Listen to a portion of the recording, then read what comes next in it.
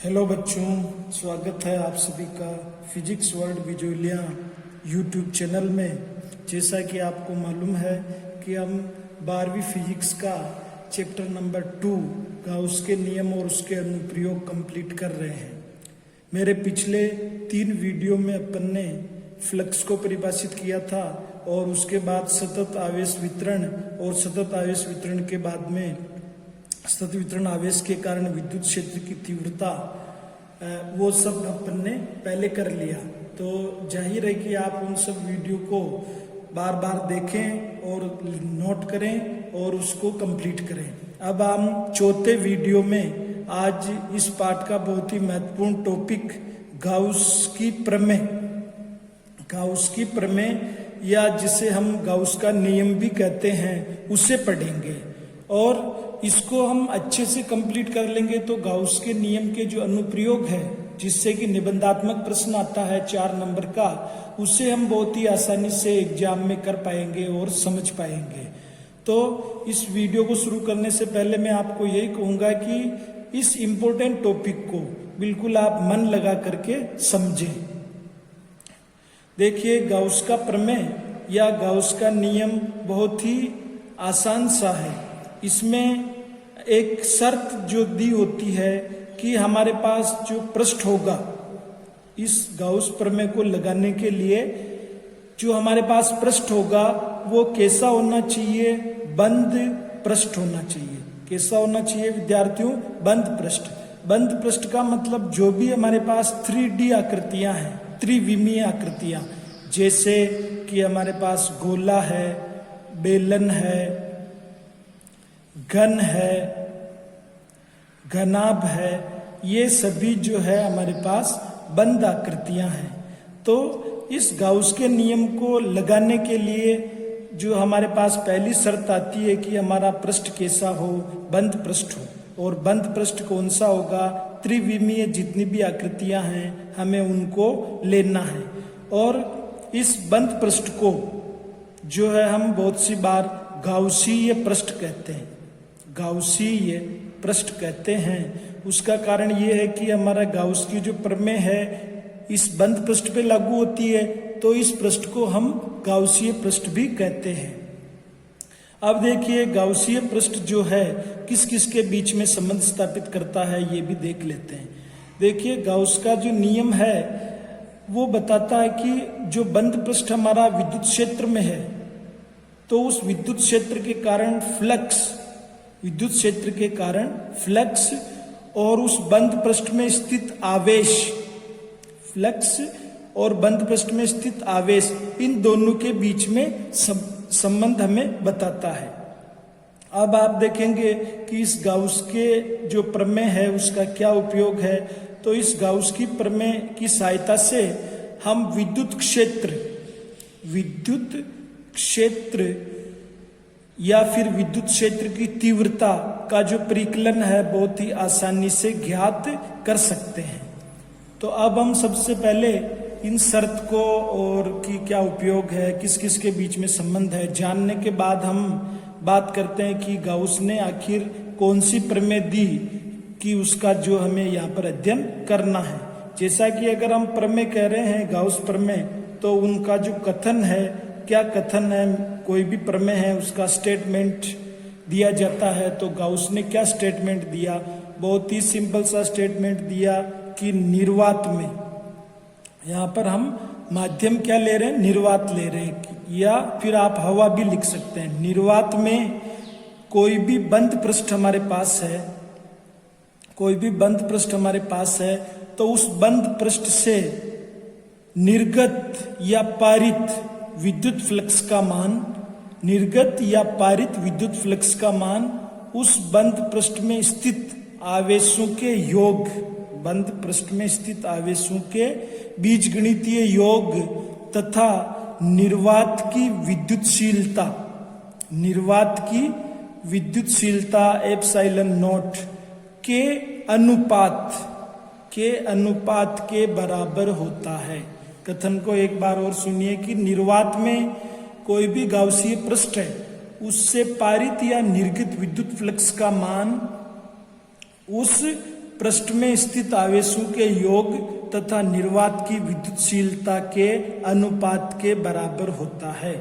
जो हमने कहा है उसको अगर हम गणितीय रूप में लिखें तो फ्लक्स फाई बराबर sigma q upon epsilon not. ये निर्वात की विद्युतशीलता, ये हमारे पास बंद पृष्ठ में स्थित आवेशों का बीजगणितीय योग और ये फ्लक्स। तो हमने जैसा पहले ही कहा था कि भाई ये फ्लक्स में और आवेश में दोनों के बीच में संबंध स्थापित करता है। अब देखिए विद्यार्थियों, आपने पहला संबंध ये प्राप्त किया फाई बराबर sigma q upon epsilon not, जिसे कि हम गाउस प्रमेय या गाउस का नियम कहते हैं। और एक चीज हमें और मालूम है, के बराबर 1 अपॉन 4 पाई एप्सिलॉन नॉट। यहाँ से अगर अपन 1 अपॉन एप्सिलॉन नॉट को रखें तो हमारे पास आता है 4 पाई के। अब देखिए यहाँ से इस जगह से अगर हम देखें तो कि हमारे पास जो है फाई का मान ये भी आ सकता है कि 4 पाई के सिग्मा क्यू। समझ रहे हैं आप? मैंने 1 अपॉन एप्सिलॉन नॉट का जो मान है यहाँ पर लिख दिया, तो मेरे पास गाउस प्रमेय का एक अन्य रूप आ गया, फाई बराबर 4 पाई के सिग्मा क्यू। तो मैं इसे व्यापक रूप में, गाउस प्रमेय को व्यापक रूप में ऐसे भी लिख सकता हूँ, कि फ्लक्स फाई बराबर sigma q upon epsilon not बराबर 4 पाई के सिग्मा क्यू। ये इस फ्लक्स का व्यापक रूप है। तो अब आप देखें कि भाई अब इसका किस प्रकार से हमें नोट्स में कैसे लिखना है वो मैं अब आपको बताता हूं। देखिए बच्चों, जो अभी हमने रफ कागज में जो गाउस के नियम को या गाउस प्रमेय को समझा है उसी को मैं आपको नोट्स में लिखा हुआ बताता हूं कि गाउस की प्रमेय या गाउस का नियम स्थिर विद्युत बलों के संबंध में कूलाम नियम का दूसरा रूप होता है। यह प्रमेय किसी स्थिर विद्युत क्षेत्र में स्थित किसी काल्पनिक बंद पृष्ठ से संबद्ध गुजरने वाले संपूर्ण विद्युत फ्लक्स तथा पृष्ठ के अंदर विद्यमान कुल आवेश, दोनों बातें आ गई, फ्लक्स में और कुल आवेश में संबंध प्रदर्शित करता है। यह हमने गाउस प्रमेय का स्टेटमेंट दिया कि निर्वात में बंद पृष्ठ से पारित भी कह सकते हैं, निर्गत भी कह सकते हैं, विद्युत फ्लक्स का मान उस बंद पृष्ठ के आयतन में रखे कुल आवेश तथा निर्वात की विद्युतशीलता के अनुपात के तुल्य होता है। इसी स्टेटमेंट को हम गणितीय रूप में इस प्रकार से लिखा है। समीकरण 1 हो गई, सिग्मा क्यू हमारे पास कुल आवेश, फाई हमारे पास विद्युत फ्लक्स, एप्सिलॉन नॉट जो है निर्वात की विद्युतशीलता। अब अगर मैं देखूं कि के बराबर 1 अपॉन 4 पाई एप्सिलॉन नॉट हमारे पास संबंध है, यहाँ से हम 1 अपॉन एप्सिलॉन नॉट को रखेंगे तो हमें इधर मिलेगा 4 पाई के। इस वाले को अपन कहाँ रखते हैं? समीकरण 1 में, तो हमें फ्लक्स का मान 4 पाई के सिग्मा क्यू मिल जाता है। अब समीकरण 1 और 2 से हम गाउस प्रमेय को व्यापक रूप में लिख सकते हैं, जो कि हमें समीकरण 3 प्राप्त होगा। देख रहे हैं आप, समीकरण 3 में हमने समीकरण 1 और 2 को शामिल किया है। इस प्रमेय की सहायता से आवेशित वस्तुओं के विद्युत क्षेत्रों की गणना सरलता पूर्वक की जा सकती है। इस गाउस प्रमेय का उपयोग है विद्युत क्षेत्रों की हमें गणना है जो आसानी से करने में मदद मिलती है। अब आप जैसा कि पहले दूसरे वीडियो में आप देख चुके हैं कि फ्लक्स का मान धनात्मक, ऋणात्मक और शून्य प्राप्त हो सकता है, तो हम ये चीज भी यहाँ पर नोट कर लेते हैं। देखिए यहाँ पर जो है देखने वाली चीज है जो ये रही, ये मैंने 2 नोट डाले हैं कि जब बंद, अब आप देखेंगे कि फ्लक्स का मान धनात्मक कब होगा कि जब बंद पृष्ठ में स्थित आवेशों का हम बीजीय योग करेंगे और उस समय आवेश अगर हमें धनात्मक मिल रहा है तो फ्लक्स भी कैसा होगा? धनात्मक होगा। और खास बात क्या होगी कि विद्युत क्षेत्र रेखाएं या विद्युत बल रेखाएं जो है वो पृष्ठ से बाहर निकलेगी। दूसरी स्थिति कि आपने पृष्ठ के अंदर स्थित आवेशों को जोड़ा और उनका मान ऋणात्मक आ रहा है, ऋणात्मक आवेश हमें मिल रहा है, तो फ्लक्स का मान भी नेगेटिव होगा। और आप देखेंगे कि जो है इस स्थिति में विद्युत क्षेत्र रेखाएं पृष्ठ के अंदर आएगी। अब आप सोचेंगे कि भाई जीरो कब होगा, तो जीरो की स्थिति इस प्रकार से हो सकती कि ये हमारे पास कोई 3D आकृति गोले के रूप में है और हमने जो है आवेश हमारा बाहर है, तो इस आवेश से जो विद्युत क्षेत्र रेखाएं कुछ इस प्रकार से पार होगी इस गोले से, ये विद्युत क्षेत्र रेखाएं पार हो रही है। तो यहाँ हम देख रहे हैं कि जितनी विद्युत क्षेत्र रेखाएं एंटर कर रही है, जितनी विद्युत क्षेत्र रेखाएं एंटर कर रही है उतनी ही विद्युत क्षेत्र रेखाएं इस पृष्ठ से बाहर निकल रही है। तो ऐसी स्थिति में हमें फ्लक्स का मान 0 प्राप्त होगा, क्योंकि एक भी विद्युत क्षेत्र रेखा यहाँ पर हमें मिलेगी नहीं, क्योंकि वो जितना एंटर है उसका उतना ही वो बाहर निकल रही, तो यहाँ पे फ्लक्स का मान 0 होगा। तो ये तीनों स्थितियां हमने देखी। अब देखिए आप गाउस नियम से संबंधित महत्वपूर्ण तथ्य, गाउस नियम से संबंधित महत्वपूर्ण तथ्य वो मैं आपको एक एक करके बताऊंगा कि गाउस नियम से महत्वपूर्ण तथ्य कौन कौन से हैं, कि हमें गाउस के प्रमेय को लगाने से पूर्व जो है हमें ध्यान रखना चाहिए। देखिए इसमें कि जो है मैं आपको सीधा इसी नोट्स में समझा दूं कि हम जो सूत्र में लिखते हैं गाउस प्रमेय को, कि हमारे पास लिखा ये जाता है कि फाई बराबर sigma q upon epsilon not. तो यहाँ पे सिग्मा क्यू क्या है? सिग्मा क्यू वो है कि पृष्ठ में जो अगर आपको अलग अलग आवेश मिल रहे हैं 1 कूलाम, 2 कूलाम, -3 कूलाम, या और भी आप मान सकते हैं 2 कूलाम, तो सिग्मा क्यू का मतलब होगा कि जितने भी आवेश इस बंद पृष्ठ में स्थित है उनका हम बीजगणितीय योग करते हैं, चिन्ह सहित योग को हम कहते हैं बीजगणितीय योग। तो ये चीज मैंने यहाँ पर आपको उदाहरण सहित समझाई है कि कुल आवेशों का अर्थ है पृष्ठ के अंदर स्थित आवेशों का बीजगणितीय योग। जैसा कि ये हमने कोई भी काल्पनिक बंद पृष्ठ ले लिया, अब यहाँ पे सिग्मा क्यू निकालना है, तो जो भी आवेश है उनका हमने क्या कर दिया, बीजगणितीय योग, चिन्ह सहित योग कर दिया, और ये हमारे पास सिग्मा क्यू का मान प्राप्त हो गया। अब देखिए जो हम बार बार कह रहे हैं कि भाई गाउस का नियम या गाउस की प्रमेय वही लगेगी जो पृष्ठ कैसा हो, बंद पृष्ठ हो। तो ये चीज हमने लिखी है महत्वपूर्ण तथ्य के रूप में, जिसे कि हम गाउसीय पृष्ठ कहते हैं। ये एक स्वैच्छिक काल्पनिक बंद पृष्ठ होता है कि आप इसको गोलीय भी ले सकते हैं, बेलनाकार भी ले सकते हैं और घनाकार भी ले सकते हैं। तीसरा महत्वपूर्ण तथ्य है कि गाउस के नियमानुसार बंद पृष्ठ से निर्गत विद्युत फ्लक्स का मान बंद पृष्ठ के आकार, क्षेत्रफल एवं आकृति पर निर्भर नहीं करता है। काफी महत्वपूर्ण चीज जो है कि अगर हम गाउस के नियम से या प्रमेय से फ्लक्स का मान निकालना चाह रहे हैं तो आप पृष्ठ जो है कैसा भी लें, पृष्ठ चाहे छोटा है या बड़ा है, पहले आपने किसी अन्य प्रकार का लिया फिर बाद में कोई दूसरा ले लिया, तो उससे फ्लक्स के मान में कोई परिवर्तन नहीं होगा। देखिए यहाँ पर ये एक तरह से गोलाकार है, यहाँ पर हम फ्लक्स का मान निकालेंगे तो गाउस प्रमेय से देखेंगे सिग्मा क्यू बटा एप्सिलॉन नॉट। अब यहाँ पर हमने इसके आकार को छोटा कर दिया, फिर भी हमारे पास फ्लक्स का मान वही आ रहा है। यहाँ पर हमने थोड़ा सा जो है आकृति को चेंज कर दिया, इस प्रकार का बंद पृष्ठ लिया, फिर भी हमारे पास फ्लक्स का मान वही आ रहा है। ऐसा ही यहाँ पर भी हो रहा है।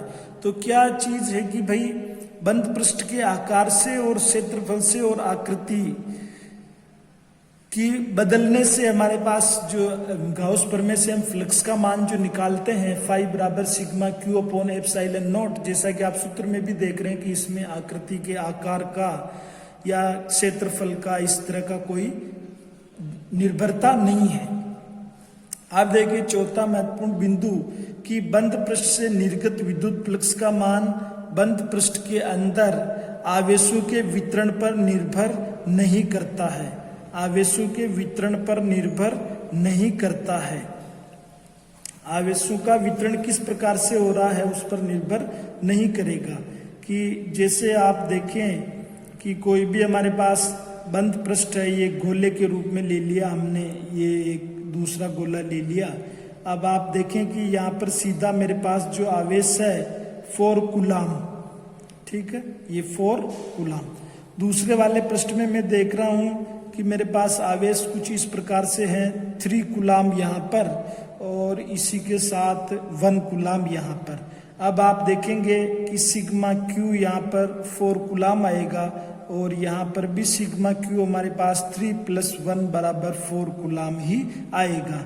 तो आवेशों का वितरण किस प्रकार से हो रहा है पृष्ठ में, बंद पृष्ठ में, इस पर जो है फ्लक्स का मान निर्भर नहीं करता है।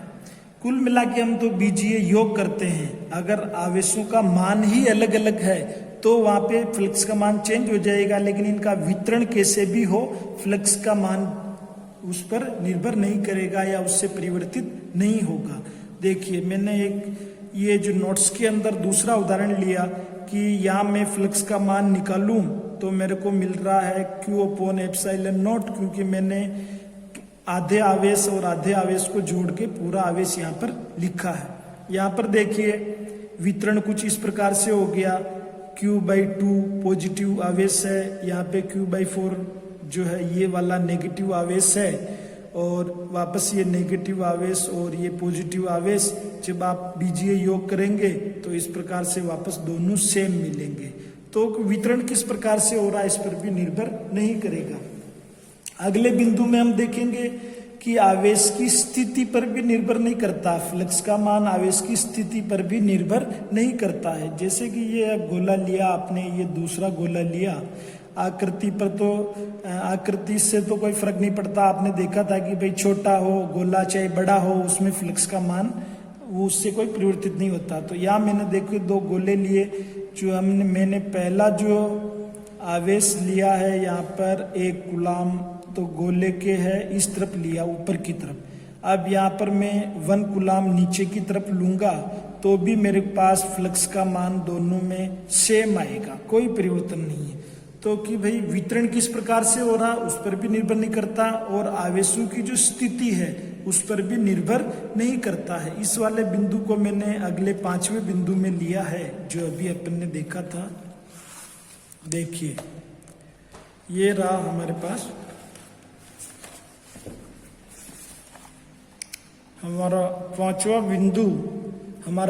बिंदु कि फ्लक्स का जो मान है बंद पृष्ठ के आवेश की स्थिति पर भी निर्भर नहीं करता है। जो खास बात है कि भाई फ्लक्स का मान किस पर निर्भर करता, तो यहाँ देखिए आवेशों की मात्रा बदल जाएगी तो सिग्मा क्यू का मान बदल जाएगा, तो फ्लक्स के मान को बदलना पड़ेगा। प्रकृति यानी कि मान लो पहले धनात्मक आवेश थे फिर ऋणात्मक आवेश हो गए, तो फिर वो आवेशों की प्रकृति चेंज होने से फ्लक्स का मान भी चेंज होगा। और माध्यम कि आप निर्वात ले रहे हैं या किसी और माध्यम में आपने रखा है तो उस पर निर्भर करता है। इन बातों पर वो फ्लक्स का मान जो है निर्भर करता है। देखिए कि आपके ध्यान में आ रहा होगा कि हमारा कूलाम नियम जो हमने चैप्टर 1 में पढ़ा है और गाउस का नियम जो हम चैप्टर 2 में पढ़ रहे हैं, इसकी सहायता से भी विद्युत क्षेत्र निकाला जा सकता है और गाउस के नियम से भी विद्युत क्षेत्र निकाला जा सकता है।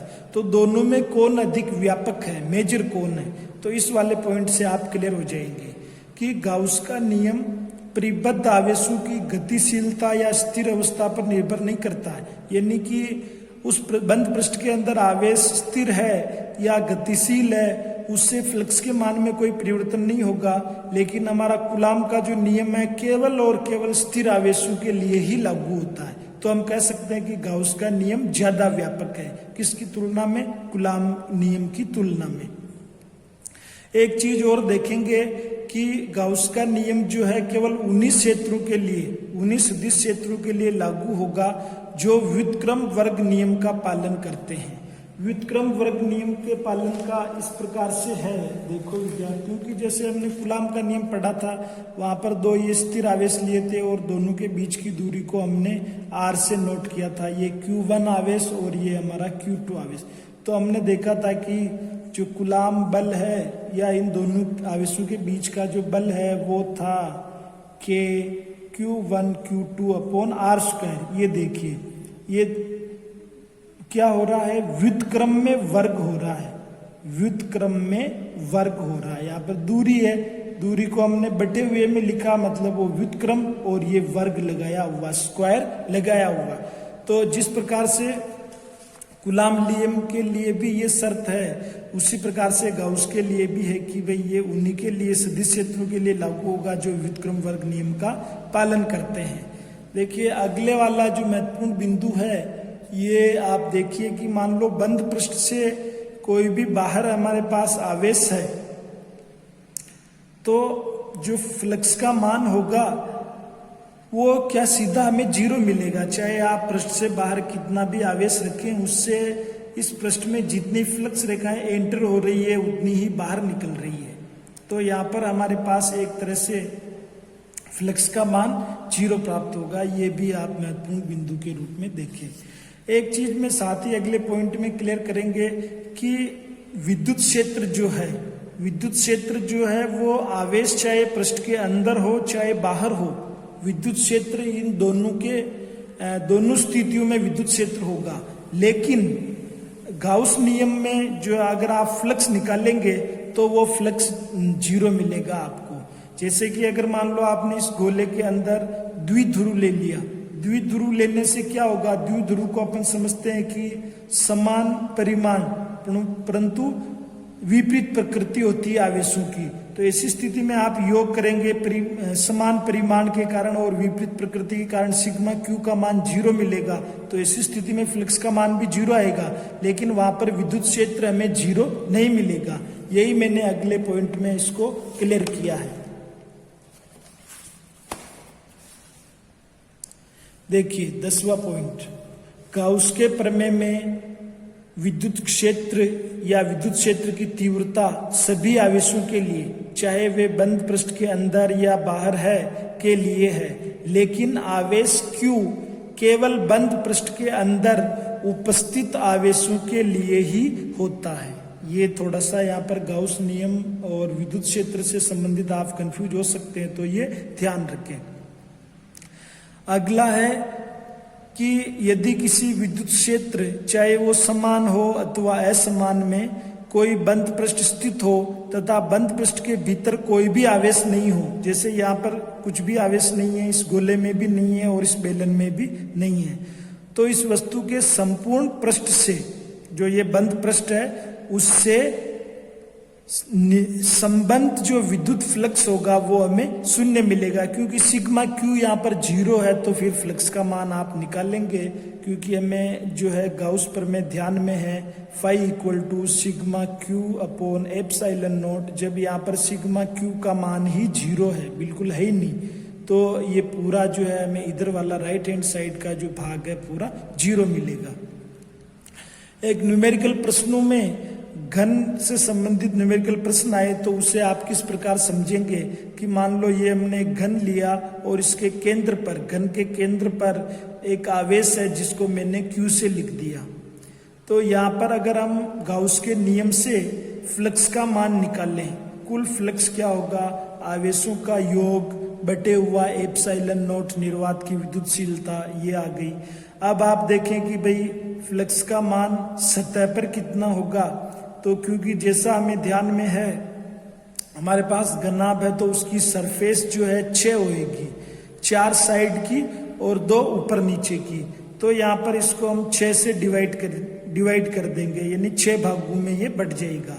अगर शीर्ष की बात करें तो क्योंकि शीर्ष हम यहाँ पर गिन के देख सकते हैं, हमारे पास 8 शीर्ष आ रहे हैं, तो हम 8 से डिवाइड करेंगे। और कोर का मतलब किनारे हम देखें घन की तो 12 होती है, तो 12 से डिवाइड। ये एक न्यूमेरिकल प्रश्न के लिए हो सकता है। तो आज के वीडियो में प्यारे विद्यार्थियों हमने 2 चीजें बहुत ही महत्वपूर्ण सीखी है। पहली, गाउस का नियम या गाउस का प्रमेय, जिसका स्टेटमेंट और उसका व्यापक रूप हमने देखा। उसके बाद जो है गाउस का नियम हमारे पास आया है उससे संबंधित महत्वपूर्ण तथ्य कि वो किस किस पे निर्भर करता है, किस पर निर्भर नहीं करता, ये सब हमने देखा है। इन वीडियो को पॉज करके आप इन नोट्स को उतारें अपनी नोट्स बुक में और बार बार इसको रिवाइज करें, समझें, तो निश्चित रूप से ये समझ में आएगा। अब हम अगले वीडियो नंबर 5 में जो है इस गाउस के नियम को कूलॉम के नियम से प्राप्त करेंगे, तो वो भी काफ़ी अच्छा वीडियो होगा। तो जरूर आप निरंतरता बनाए रखें, वीडियो को बीच बीच में ऐसे आगे नहीं बढ़ाएं, इसको पूरा देखेंगे तो निश्चित रूप से आप समझ पाएंगे। अगले वीडियो के लिए आप तैयार रहें, उससे पहले इसे कंप्लीट कर लें। आपका वीडियो देखने के लिए बहुत बहुत धन्यवाद। अगर आपको वीडियो पसंद आया हो तो लाइक और सब्सक्राइब जरूर करें। Thank you.